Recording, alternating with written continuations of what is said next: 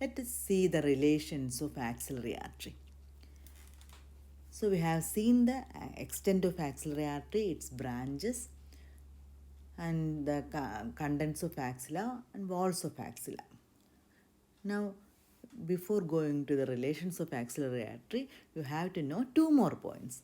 One is, you see, here is a connection between lateral cord and medial cord anterior to the first part of axillary artery. This is known as ansa pectoralis. And another thing is that there is a facial covering around the axillary artery and brachial plexus, which encloses the axillary artery and brachial plexus. This is known as axillary sheath. So you have to mention ansa pectoralis as the anterior relation of first part of axillary artery, and the axillary sheath is the immediate relation of axillary artery in all the three parts. Now you see, the axillary vein is not included within the axillary sheath. You know why? Because the axillary vein need to expand during increased venous return. So if the vein is enclosed within a tight facial sleeve, what will happen? The vein cannot expand. So to avoid this and to facilitate the expansion of axillary vein during increased venous return, it is not included in axillary sheath. That is one point of view. And another point of view is that the axillary sheath actually covers the vein, but it is thinner over the vein. Okay. Now let us see the relations of axillary artery in its three parts. Let us take cross sections through first part, second part, and third part of the axillary artery. So this is first part, second part, and third part. Now first about the anterior relation. Anterior relation means the structures which we have to remove before we see the axillary artery. So there will be skin, superficial fascia with the superficial vessels and nerves, and then the pectoralis major muscle enclosed within the pectoral fascia. And in the second part of the axillary artery, there will be pectoralis minor also, because the second part means that behind the pectoralis minor. And there will be the clavipectoral fascia beneath the pectoralis major muscle. Now, that is about the anterior muscles in the anterior wall. Now the posterior relation, that is the first part of axillary artery lies on first two digitations of serratus anterior muscle. So there will be serratus anterior with the long thoracic nerve posterior to the first part of axillary artery. Then the second and third part lies in the axilla. So the posterior relation means posterior wall of axilla. The second part lies on subscapularis muscle, whereas third part lies on next two muscles, teres major and latissimus dorsi muscles. Now about the axillary vein, it is related to the medial aspect of axillary artery in all three parts.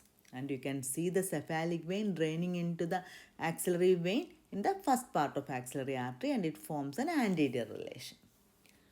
Now about the brachial plexus.